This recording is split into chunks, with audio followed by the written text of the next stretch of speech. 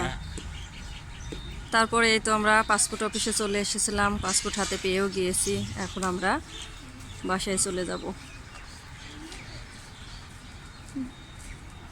তো পাসপোর্ট অফিসে এসে এই যে মামাতো ভাইয়ের সাথে দেখা হয়ে গেল। পরে তো চলে আসলাম দুপুরে রান্নায়। এখানে আমি তেল দিয়ে দিয়েছি, তেল গরম হয়ে গিয়েছে।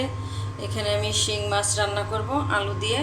আর এখানে এটাকে হচ্ছে আমাদের ওখানে ডানপোনা মাছ বলে, ডানপোনা মাছ আমি চচ্চড়ি করব। তো চলে এসে আমি রান্না শুরু করে দিয়েছি। আসসালামু আলাইকুম, কেমন আছেন আপনারা? আশা করি ভালো আছেন। আমরাও আলহামদুলিল্লাহ ভালো আছি।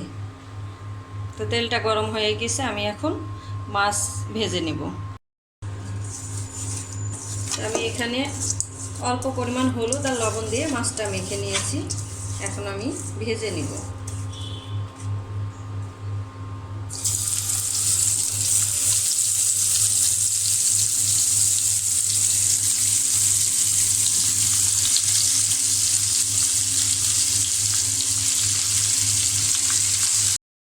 তো এখানে মাছ ভাজি করা হয়ে গিয়েছে, আমি এখন উঠিয়ে নেব।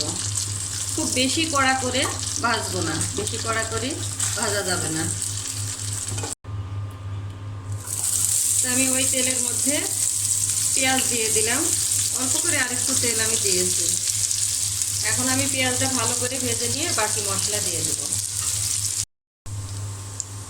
তারপরে তো এখানে পেঁয়াজ ভাজি করা হয়ে গিয়েছে, আমি এখানে দিয়ে দিলাম পরিমাণ মতো হলুদের গুঁড়া,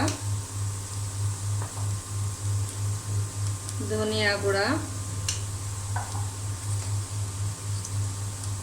মরিচের গুঁড়া। আমি অবশ্য কয়েক পিস কাঁচা মরিচের ফালিও দিয়ে দিয়েছি। এবার দিয়ে দিব আমি স্বাদ মতো লবণ। সব মশলা আমি একসঙ্গে ভালো করে কষিয়ে নিব। অল্প পরিমাণে পানি দিয়ে ভালো করে কষিয়ে নেব। এখানে আমি ভুলে গিয়েছিলাম জিরা বাটা, আদা বাটা, রসুন বাটা দিতে। এখন আমি দিয়ে দিলাম।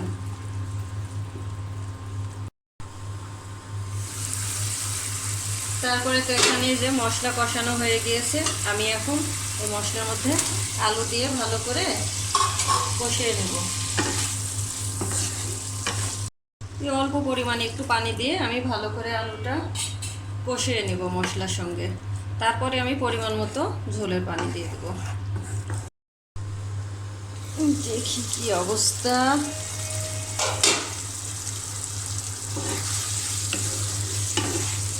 তো এখানে এই যে আলু কষানো হয়ে গিয়েছে, আমি এখন পরিমাণ মতো পানি দিয়ে দেব।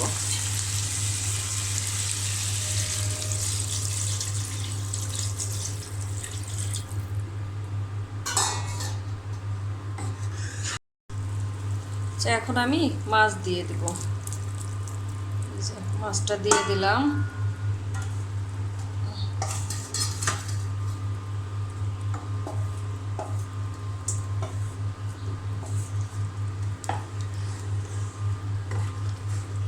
মাছ দিয়ে দিলাম, এখন আমি ভালো করে ঢেকে দিয়ে রান্না করে নেব।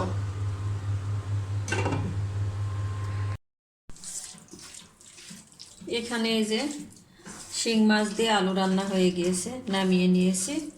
আর এখানে আমি ছোট মাছ রান্না করব।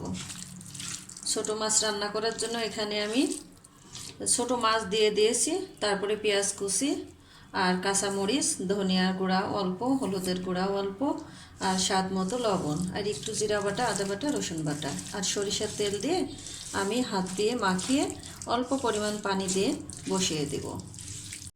এখানে অল্প পরিমাণে পানি দিয়ে আমি ছোট মাছটা বসিয়ে দিয়েছি। তো এখানে এই যে ছোটো মাছের তরকারিটা রান্না হয়ে গিয়েছে। আমি কয়েক পিস কাঁচামরিচও দিয়েছিলাম, ওটা বলতে ভুলে গিয়েছি। আর এখানে এই যে শিং মাছ দিয়ে আলু রান্না। তো ভিডিওটি আমি আজকে এখানেই শেষ করব।